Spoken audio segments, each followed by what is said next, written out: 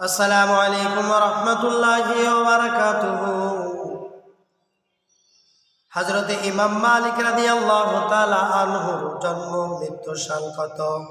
তার জন্ম 95 হিজরিতে এবং মৃত্যু 199 হিজরিতে মদিনায়। আসমাঈ রিদাল মিশকাত শরীফ পৃষ্ঠা নম্বর 624। ইমাম শাফিঈ রাদিয়াল্লাহু তাআলা আনহু কত হিজরিতে জন্মগ্রহণ করেন এবং কত হিজরিতে মৃত্যুবরণ করেন? তিনি জন্মগ্রহণ করেন ফিলিস্তিন শহরে 150 হিজরিতে।